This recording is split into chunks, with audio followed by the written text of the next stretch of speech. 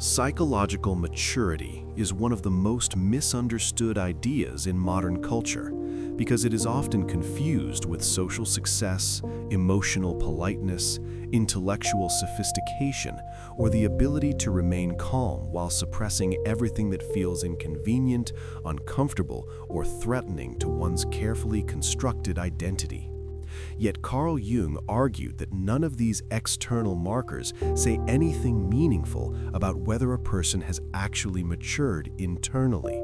Because true maturity is not measured by how well you function within the expectations of society, but by how honestly you are able to relate to yourself when no one is watching, no one is rewarding you, and no one is protecting you from the consequences of your own inner contradictions. Most people believe they are becoming mature when they learn how to control their reactions, manage their image, and avoid conflict. But Jung saw this as a developmental illusion, because what often appears as emotional stability is simply emotional dissociation. What looks like wisdom is often fear dressed in rational language, and what sounds like balance is frequently the result of having abandoned large parts of the psyche that were deemed unacceptable early in life. In this sense, psychological immaturity does not look chaotic or childish.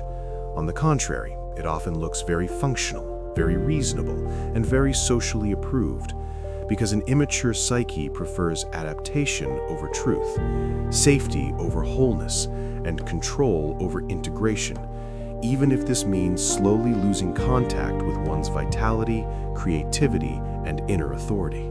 To understand what psychological maturity actually means, Jung insisted that we must first dismantle the comforting myths we tell ourselves about growth, because real maturity begins not when life becomes easier, but when the psyche stops lying to itself about who it really is. From early childhood, most individuals learn that survival depends on adaptation, because love, safety, and approval are often granted conditionally, which teaches the developing psyche a subtle but powerful lesson that certain emotions, impulses, and instincts must be hidden, reshaped, or sacrificed in order to remain connected to others. Over time, this adaptive strategy solidifies into what Jung called the persona, a social mask designed not to express the self, but to protect it. While the persona is necessary for functioning in society, psychological immaturity begins when a person unconsciously identifies with this mask and mistakes social effectiveness for inner development. Because the more energy is invested in maintaining an acceptable image, the less capacity remains for self-exploration, emotional honesty, and symbolic reflection. As a result, the individual may appear confident and well-adjusted, while internally remaining fragmented, anxious, and deeply uncertain. Jung emphasized that maturity cannot be equated with being liked, respected, or seen as put together, because these external validations often reward conformity rather than consciousness, and the psyche that never risks disapproval never encounters itself in a meaningful way.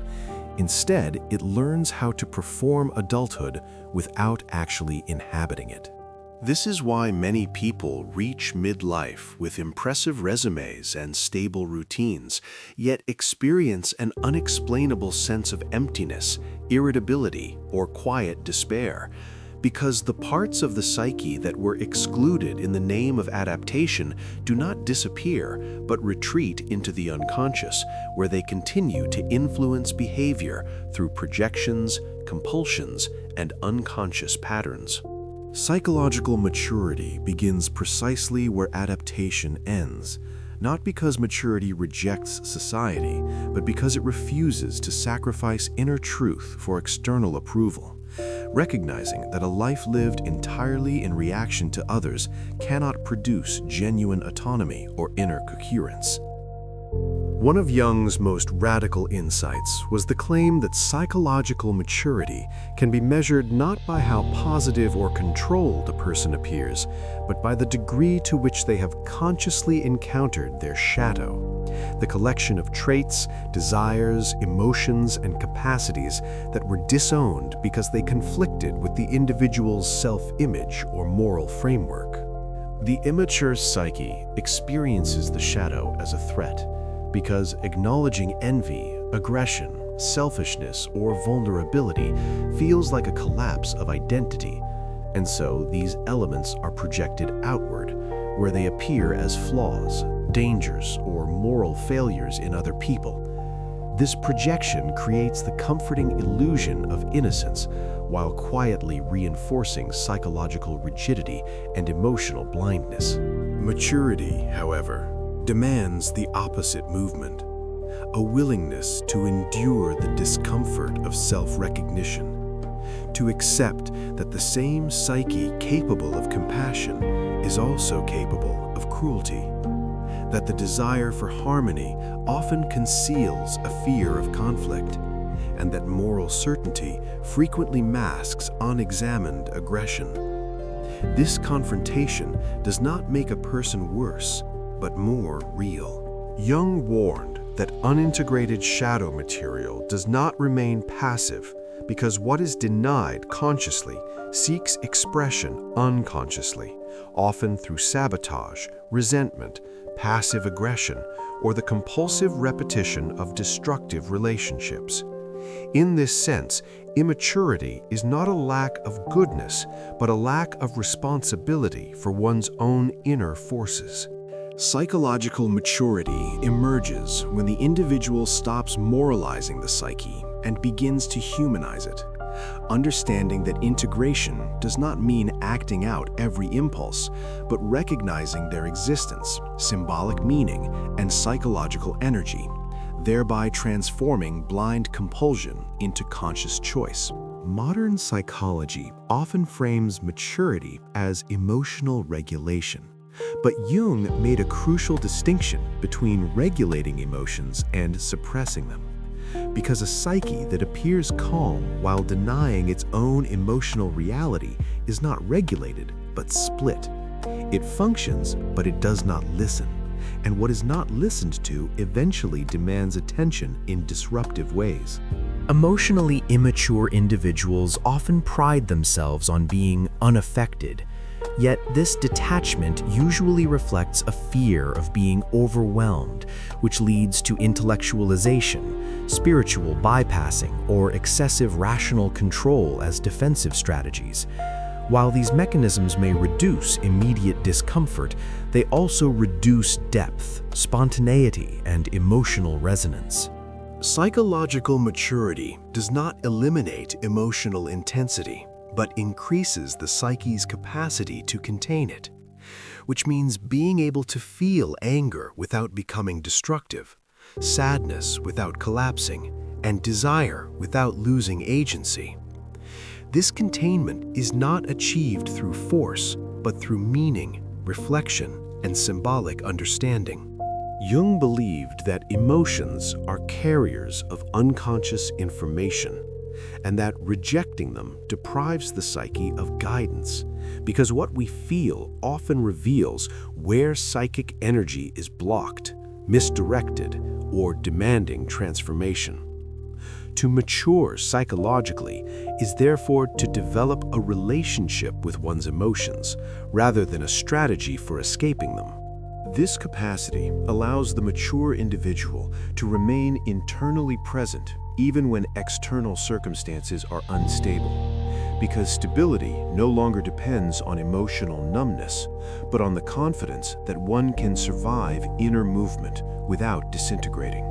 At the core of Jung's psychology lies the process of individuation, which he describes as the lifelong movement toward psychological wholeness, not by becoming perfect, but by becoming more inclusive of one's contradictions.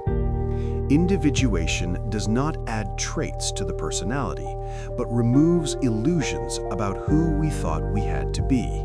This process often begins with disillusionment because the values, identities, and ambitions that once provided meaning gradually lose their emotional charge, revealing that they were borrowed rather than discovered.